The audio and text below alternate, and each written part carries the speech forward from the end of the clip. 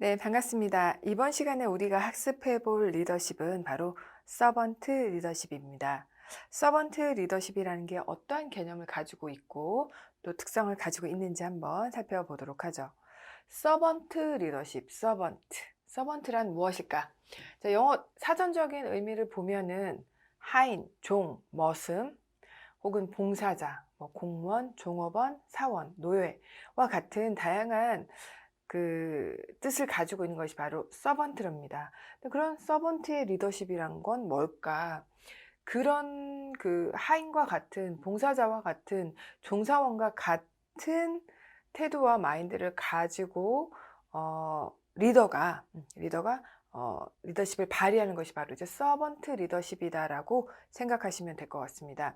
우리가 그 전통적 리더십 이론 이후에 새로운 어떤 신 리더십들이 계속적으로 많이 나오고 있고 또 학습해 나가고 있는데 가장 큰 이제 특징이라고 생각하시면 될 것 같아요. 뭐냐면은 조직 자체가 전통적 리더십에서는 리더를 중심으로 해서 리더의 중심을 두고 조직 자체 구조가 수직적인 구조였잖아요. 그래서 전통적인 이론, 전통적 리더십 이론의 주는 상명하복, 그쵸? 그 위에서 아래로 지시를 하고 그 지시를 따르는 거가 그런 역할을 하는 사람이라고 이제 리더에 대한 조직의 특징들이 이렇게 났다라고 하면 그 이후에 나온 리더십의 특징들은 수평적인 조직 구조에 그런 혹은 수평적인 관계를 유지하고자 노력하는 리더에 대한 특징과 그런 리더십들이 대부분이다라고 생각하시면 될 것 같아요. 마찬가지로 그래서 서번트 리더십도 위에서 지시만 하는 그런 리더가 아니라 아래에서 바닥에서부터 같이 종업원과 종사원과 같은 어떤 그런 마인드와 태도로서 솔선수범이다라고 볼 수 있겠죠. 그렇죠? 그래서 그런 어떤 마인드로서 태도로서 리더로서의 역할을 하는 것이 진정한 그 리더의 역할이다.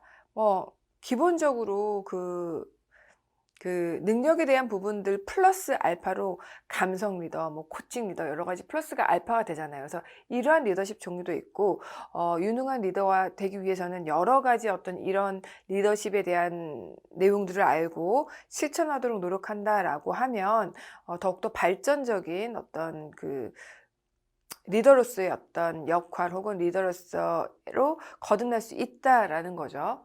그래서 로버트 K 그린리프라고 하는 사람이 이 이제 그린리프 센터를 그 설립을 해서 요 서번트 리더십이다라고 하는 그 개념을 이제 소개를 했거든요. 그래서 서번트 리더십의 개념에 대한 탄생을 보게 되면 그린리프는 헤르만 헤세의 동방술래라고 하는 그 책에서 등장하는 그 여행단의 하인 주인공 레오로부터 그 아이디어를 얻어서 서번트 리더십을 고안하게 되었습니다. 이 동방술래의 주인공, 그쵸? 거기서 하인으로 나오는 레오는 여행길에서 천한 허드렛 일을 하면서 순례자들을 육체적으로나 정신적으로나 지치지 않도록 순례자들의 모든 일을 보살피는 역할을 하는 그런 역할을 했습니다. 그래서 그냥 표면적으로 봤을 때는 그냥 허드렛 일을 하는 하인이라고 볼 수 있겠지만 육체적인 어떤 그런 부분에 대한 조력뿐만 아니라 정신적으로도 지치지 않게 굉장히 그 모든 일들을 서포트하고 조력하는 어떤 역할을 했다라는 게 좀 중요하죠.